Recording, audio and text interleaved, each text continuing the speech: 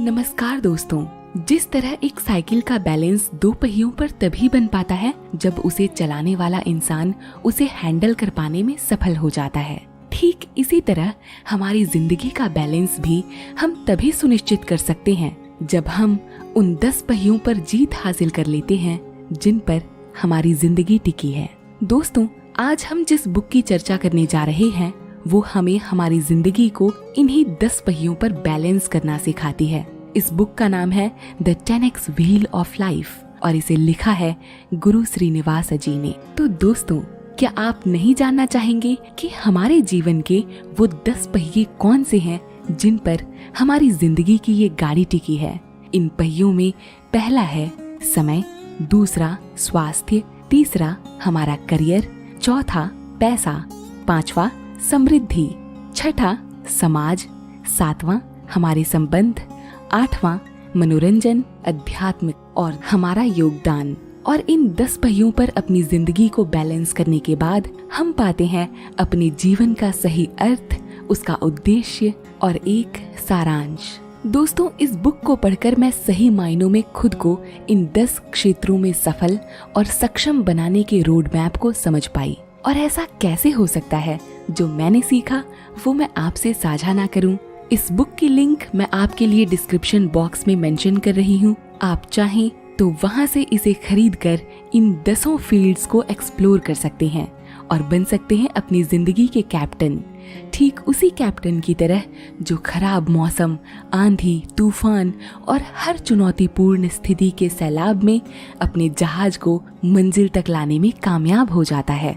आइए सुनते हैं इस अमेजिंग बुक की summary the 10x wheel of life by Guru Srinivasa. दोस्तों, हमारे जीवन में कई बार ऐसी परिस्थितियां आती हैं जब हमें समझ में नहीं आता कि आखिर हमें किस ओर जाना चाहिए या आखिरकार हम चाहते क्या हैं। ऐसी परिस्थिति में हमें इस दुनिया में और इस दुनिया से बाहर जाकर चिंतन करना चाहिए। इससे हमें यह स्पष्ट तस्वीर बनाने में मदद मिलती है कि हम कहाँ हैं, हमारे जीवन में क्या अच्छा चल रहा है और क्या नहीं। यहाँ से हम बेहतर ढंग से समझ सकते हैं कि हमें आगे क्या करना है। अगर हमें कहीं जाना है तो पहले हमें ये जानना चाहिए कि हम अभी कहाँ हैं। दोस्तों, जाहिर है हम सबकी जिंदगी में अपने अलग अलग लक्ष्य हैं। हम कहाँ पहुँचना चाहते हैं या किस मंजिल तक जाना चाहते हैं, इस बारे में जागरूक होने से ज्यादा इम्पोर्टेंट है ये जानना कि हम अभी कहाँ हैं। जब आप खुद की इस वर्तमान स्थिति के बारे में जागरूक हो जाएंगे तो निश्चित रूप से आप इसे बदलने का रास्ता भी साफ तौर पर देख पाएंगे। दोस्तों, जिस तरह साइकिल चलाना सीखते समय हमें तब तक संघर्ष करना पड़ता है जब तक कि हम 2 पहियों पर उसे ठीक से बैलेंस करने का हुनर न सीख लें। हाँ, ये बात अलग है कि हमें इस हुनर को सीखने में वक्त तो लगता है, लेकिन हम कितनी जल्दी साइकिल चलाना सीखते हैं ये इस बात पर भी निर्भर करता है कि हम पहली कुछ कोशिशों में कितनी सजगता और सावधानी से साइकिल चलाते हैं। अब यहाँ हम कई बार गिरते हैं, ठोकरें खाते हैं, लेकिन एक व्यक्ति जिसे साइकिल चलाने में महारत हासिल है, जब वो हमें कुछ टेक्निक्स बताता है जैसे डरो मत, धीरे चलाओ इत्यादि, तो हमारे गिरने की संभावनाएं कम हो जाती हैं और साइकिल को परफेक्टली बैलेंस करना हम सीख जाते हैं। दोस्तों, आप सोच रहे होंगे कि मैंने यहाँ अचानक साइकिल की बात क्यों की। ये बात मैंने इसीलिए की क्योंकि जिस तरह हमें एक साइकिल तक को बैलेंस करने के लिए एक कला सीखनी पड़ती है, तो ये तो फिर भी जिंदगी है। इसीलिए जिंदगी जिन पहियों पर चलती है उन्हें बैलेंस करना कोई सिखा दे तो बात ही क्या। The 10x wheel of life एक गाइड है जो हमें अपनी जिंदगी को समय, स्वास्थ्य, हमारा करियर, पैसा, समृद्धि, समाज, हमारे संबंध, मनोरंजन और हमारा कंट्रीब्यूशन, इन सभी क्षेत्रों को संतुलित करना सिखाती है। इस बुक की शुरुआत में लेखक हमसे कुछ सवाल पूछते हैं जिन्हें हमें खुद से जितनी हिम्मत से पूछना चाहिए उतनी ही सच्चाई से उसका जवाब भी देना चाहिए।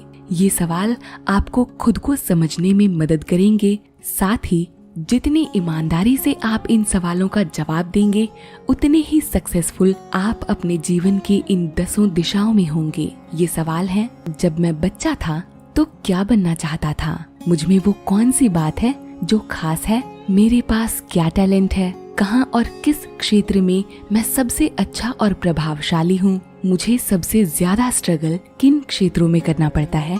मेरी 3 कमजोरियाँ कौन सी हैं? मुझे जीवन में कौन सी भूमिकाएं निभाना पसंद है और कौन सी नहीं पसंद?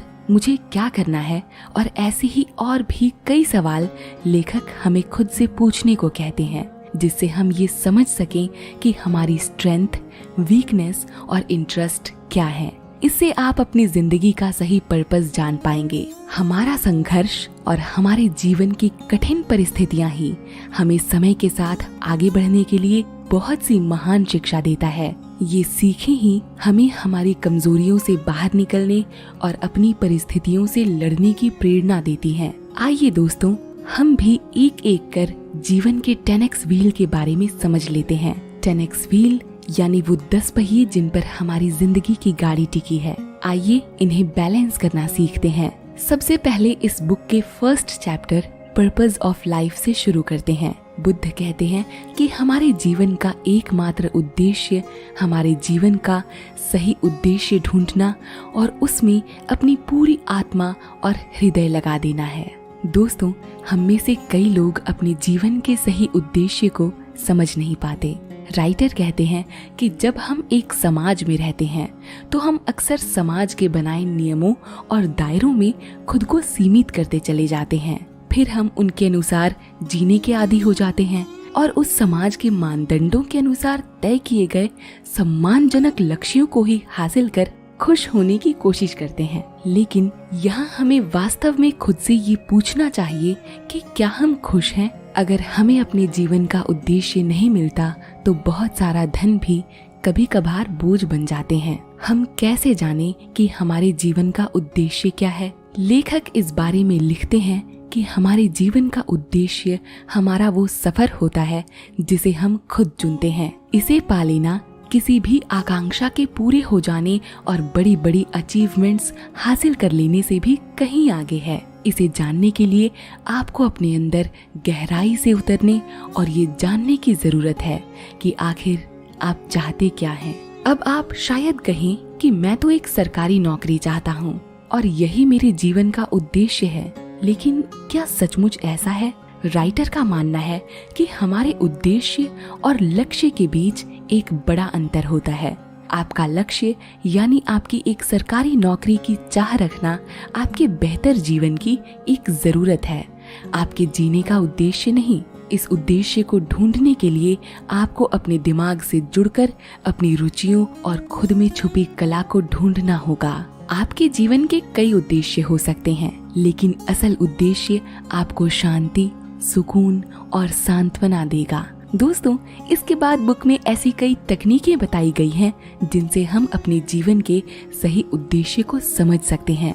बढ़ते हैं इस बुक के अगले कुछ पन्नों की ओर, जहां लेखक हमें अपने जीवन में समय के पहिए को मजबूत करने की बात करते हैं। क्या आप अपना टाइम मैनेज करते हैं? क्या सक्सेसफुल होने के लिए टाइम मैनेज करना जरूरी है? आप अपने टाइम को मैनेज करने के लिए किस प्रैक्टिकल टेक्निक का इस्तेमाल करते हैं? आप किस प्रोसेस को फॉलो करते हैं एक फ्रूटफुल रिजल्ट पाने के लिए? क्या आप खुद को एक ऐसा व्यक्ति कह सकते हैं जो अपने सारे काम समय पर पूरा करते हैं? अपने किसी एक चुनौतीपूर्ण या चैलेंजिंग काम के बारे में बताइए जिसे आपने कम से कम समय में पूरा किया। क्या कभी कभार ना कहना सही है? इसी तरह के कुछ सवालों से ये बुक पहले आपसे पूछती है कि समय के बारे में आपके क्या विचार हैं, और फिर आपको टाइम मैनेज करने के बहुत सारे प्रैक्टिकल तरीके सिखाती है। जैसे सबसे पहले लेखक हमें आइजनहावर मैट्रिक्स के जरिए टाइम मैनेज करना सिखाते हैं। इस मैट्रिक्स के अनुसार जो काम अर्जेंट हैं और इम्पोर्टेंट भी हैं, उन्हें सबसे पहले कंप्लीट कीजिए, और जो इम्पोर्टेंट हैं लेकिन फिलहाल अर्जेंट नहीं है, उन्हें बाद के लिए शेड्यूल कर दीजिए। अब आते हैं वो काम जो इम्पोर्टेंट तो फिलहाल नहीं है, लेकिन उन्हें पूरा करना अर्जेंट है, जरूरी है। ऐसे कामों को हो सके तो किसी और को सौंप दीजिए। अंत में वो काम जो ना तो इम्पोर्टेंट है और ना ही अर्जेंट, ऐसे कामों को डिलीट कर दीजिए। टाइम मैनेज करते समय जो सामान्य गलतियां हम करते हैं, उनमें से कुछ है हमारे गोल्स का सेट ना होना, कामों को गलत तरीके से शेड्यूल करना, ब्रेक न लेना, अपने ऊपर जरूरत से ज्यादा बोझ डालना और व्यस्त हो जाना, कामों को ठीक तरह से प्रायोरिटाइज नहीं कर पाना।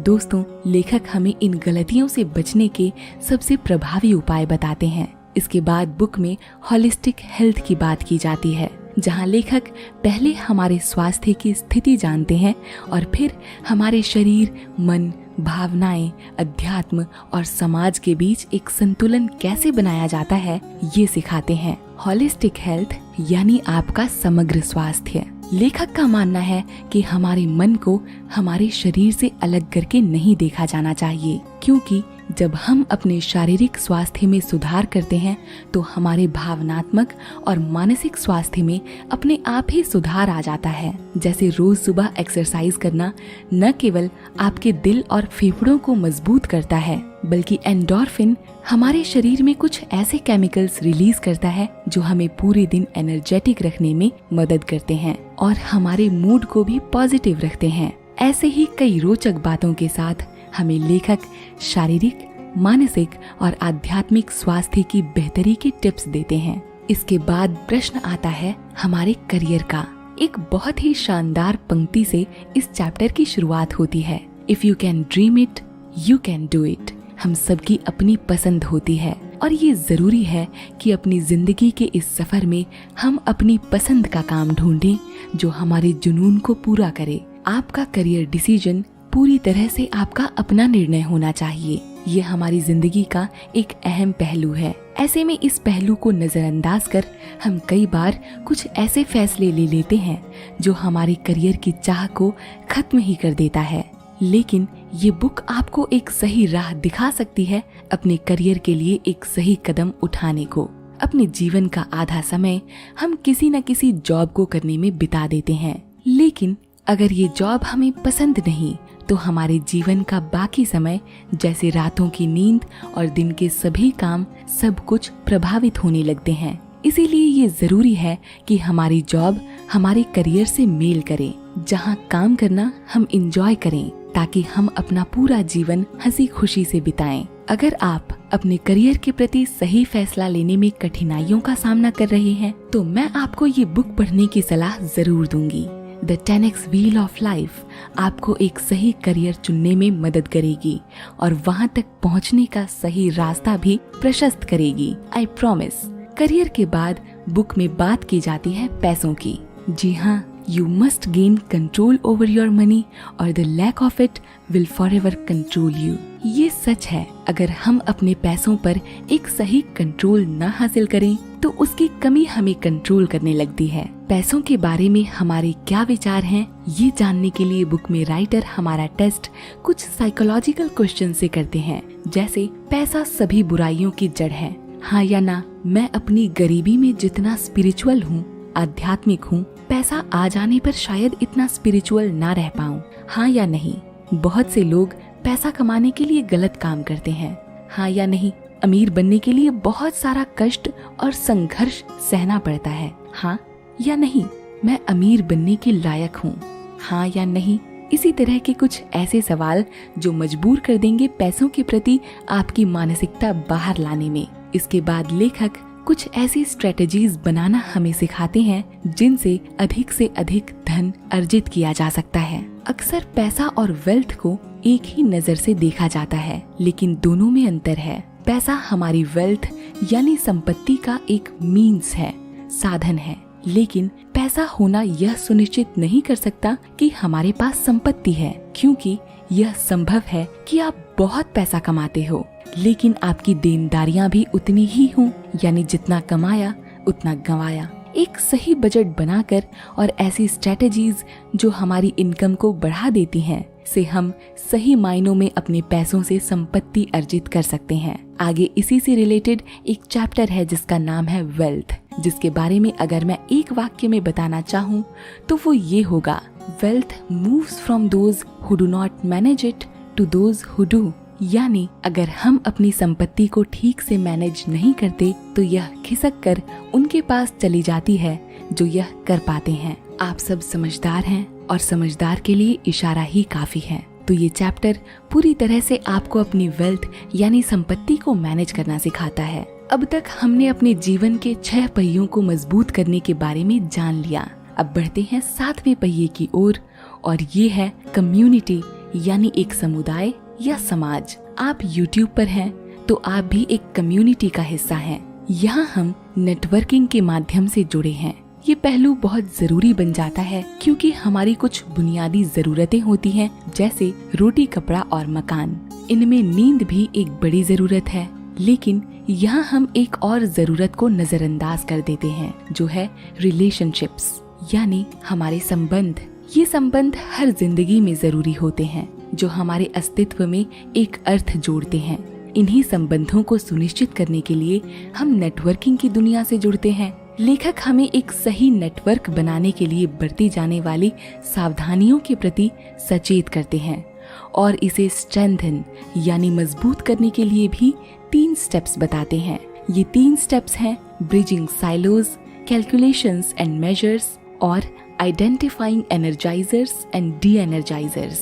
फर्स्ट स्टेप में हम अपने नेटवर्क में आने वाले रिलेशंस को प्रायोरिटाइज करते हैं। सेकेंड स्टेप में हमने जो डेटा फर्स्ट स्टेप से कलेक्ट किया था उसके अनुसार अपनी नेटवर्किंग को कैलकुलेट करते हैं और थर्ड स्टेप में हम अपनी नेटवर्किंग में शामिल लोगों को उनसे मिलने वाली एनर्जीज के अनुसार कैटेगराइज करते हैं। दोस्तों, बहुत ही बेहतरीन तरीके से बुक में इस चैप्टर के जरिए नेटवर्किंग की पूरी साइंस को समझा जा सकता है और अपने नेटवर्क को बढ़ाने में आपकी समझ भी विस्तृत हो जाती है, खासकर तब जब आपका काम नेटवर्क बनाने पर आधारित हो। दोस्तों, कुछ रिश्ते ऐसे होते हैं जो नेटवर्किंग से अलग होते हैं। इन्हीं रिश्तों की डोर को मजबूत करना, इन्हें समझना, इनसे प्रेरणा लेना और इनके जरिए अपने जीवन में रिश्तों के पहिए को कसना हमें सिखाया जाता है। पॉजिटिव लोगों से मिलिए, वो लोग जो आपको मिसट्रीट करते हैं उनसे दूरी बनाइए और इंटेलिजेंट लोगों से मीटिंग्स रखिए। चीज़ों को पर्सनल लेना बंद कर दीजिए और ऐसे ही कुछ अमेजिंग लेसन्स के साथ राइटर हमें कुछ अनसुलझे रिश्तों से बाहर निकलने को भी प्रेरित करते हैं और उस दर्द को हील करना सिखाते हैं जो दर्द हमें किसी रिश्ते के टूट जाने या चले जाने से मिला है। जीवन को एक सही दिशा में आगे बढ़ाने के लिए रिक्रिएशन का पहिया भी मजबूत हो, यह सुनिश्चित जरूर करना चाहिए। अब ये रिक्रिएशन क्या होता है? रिक्रिएशन यानी मनोरंजन। मनोरंजन का उद्देश्य समय बर्बाद करना नहीं, बल्कि जिंदगी को बनाना है। किसी व्यक्ति को व्यस्त रखना नहीं, बल्कि उन्हें तरोताजा रखना है। जिंदगी से भागना नहीं, बल्कि उसे डिस्कवर करना है। इस बात में कोई शक नहीं कि खेल, मनोरंजन और अवकाश एक समृद्ध जीवन के लिए जरूरी है। इनसे शारीरिक और मानसिक स्वास्थ्य में तो लाभ मिलते ही हैं, साथ ही ये हमें ईश्वर के करीब जाने का एक माध्यम भी देते हैं। जो लोग मनोरंजन के लिए समय नहीं निकाल पाते, वो देर सबेर बीमारियों के लिए समय निकालने पर मजबूर हो जाते हैं। मनोरंजन के इसी आयाम को चैप्टर में गहराई से समझाया गया है, जिसे पढ़कर निश्चित रूप से आप जिंदगी के हर पल को जीना और उनसे मनोरंजित होना सीख जाएंगे। इसके बाद बात करते हैं कंट्रीब्यूशन की। जी हाँ, जिंदगी का एक पहिया ये भी तो है जहाँ हमें समाज में किसी न किसी रूप में अपना योगदान देना होता है। राइटर कंट्रीब्यूशन को एक अहम हिस्सा मानते हुए कहते हैं कि ये हमारे मानसिक और शारीरिक स्वास्थ्य के लिए, अपने नेटवर्क को बड़ा करने के लिए, नई स्किल्स सीखने के लिए, अपने पर्सपेक्टिव को ट्रांसफॉर्म करने के लिए जरूरी है। हम समाज में अपना योगदान कैसे दे सकते हैं? वो लिखते हैं कि the beauty of giving back to community is that giving back its own gift. जीवन में ऐसा क्या है जो आपको प्रेरित करता है? ये जानकर आप ये समझ सकते हैं कि आपको किस दिशा में अपना योगदान देना है। अक्सर हम सोचते हैं कि हमारे पास इतने संसाधन ही नहीं है कि हम समाज को कुछ दे पाएं, और इसी एक्सक्यूज से हमारे कंट्रीब्यूशन का पहिया रुक जाता है। लेकिन समाज सेवा में आपका बहुत ज्यादा कमाना मायने नहीं रखता, बल्कि आपकी एक छोटी सी शुरुआत से आपके पास मदद के लिए हजारों हाथ अपने आप आ जाते हैं और यही एक शुरुआत बड़े बदलाव के रूप में बदल जाती है। ऐसे बहुत से प्रैक्टिकल तरीके हमारे जीवन में योगदान या कंट्रीब्यूशन के पहिए को मजबूत कर देते हैं। इस चैप्टर का अंत राइटर दलाई लामा जी के एक बहुत ही सुंदर वाक्य से करते हैं कि अगर आप सोचते हैं कि कोई भी बदलाव लाने के लिए आप बहुत छोटे हैं, तो बस एक रात एक मच्छर के साथ सोकर देखिए। अंत में दोस्तों बात करेंगे हमारी जिंदगी के अंतिम पहिए की, और ये पहिया है अध्यात्म का, स्पिरिचुअलिटी का। अगर आप एक सही माइंडसेट विकसित करते हैं तो आपके दुश्मन आपके सबसे अच्छे आध्यात्मिक गुरु बन सकते हैं, क्योंकि उनकी प्रेजेंस आपको सहनशीलता, धैर्य और अपनी समझ को विकसित करने का अवसर देती है। अध्यात्म से खुद को जोड़ना हमें सीधे तौर पर ईश्वर से जोड़ देता है। इस बुक में खुद को अध्यात्म से जोड़ने के लिए writer day to day guide करते हैं, जो निश्चित तौर पर आपको प्रैक्टिकली स्पिरिचुअल बनने में मदद करेगा और साथ ही आपका फोकस और अवेयरनेस भी बढ़ाएगा। ऐसे कई प्रैक्टिकल तरीकों में से एक है, आज से आने वाले 21 दिनों तक हर रोज आप 10 मिनट के लिए मेडिटेशन कीजिए और हर महीने के अंत में अपना एक्सपीरियंस लिखिए। उन लोगों की लिस्ट बनाइए जिनके प्रति आपके मन में नकारात्मक भावनाएं हैं। आपको जिन चीजों का पश्चाताप है, उन गिल्ट्स की लिस्ट बनाइए, अचीवमेंट्स की लिस्ट बनाइए और ऐसी 3 परिस्थितियां जिन्हें आप डिजर्व नहीं करते, उनकी भी लिस्ट बनाइए। इसके बाद हर रोज के लिए बुक में हमें टास्क असाइन किए गए हैं, जिन्हें परफॉर्म करके आप स्पिरिचुअलिटी से जुड़ जाते हैं। दोस्तों, ये बुक हमारे जीवन को इन्हीं 10 पहियों पर बैलेंस करके खत्म हो जाती है। लेकिन 1 मिनट, हमने अपने सारे पहिए कस तो लिए, लेकिन अब ये चेक करना भी तो जरूरी है कि हमारी जिंदगी की गाड़ी ठीक से चल भी रही है या नहीं। ये जानने के लिए हमें अपने लाइफ की ऑडिटिंग करनी चाहिए। ऑडिट मतलब ये जांचना कि हम कहाँ थे और अब हम कहाँ पहुँच गए हैं। हमारी जिंदगी की गाड़ी सभी 10 पहियों पर ठीक से चल रही है या नहीं। इन्हीं सब का इवैल्यूएशन या मूल्यांकन हमें करना चाहिए। अपनी हैबिट्स को इवैल्यूएट करना चाहिए और आगे बढ़ते रहना चाहिए। दोस्तों, मैं आशा करती हूँ कि आपको ये book the 10x wheel of life पसंद आई होगी। आप इस बुक को डिटेल में डिस्क्रिप्शन बॉक्स में दिए गए लिंक के माध्यम से खरीद कर पढ़ सकते हैं। आप सभी को 10x व्हील यानी जिंदगी के 10 पहियों पर काम करने के लिए ऑल द बेस्ट। इस गाड़ी को अपने जीवन के सही उद्देश्य तक पहुंचाना ही इस गाड़ी का गंतव्य है। Thank you so much for listening this amazing book summary the 10x wheel of life by Guru Srinivasa.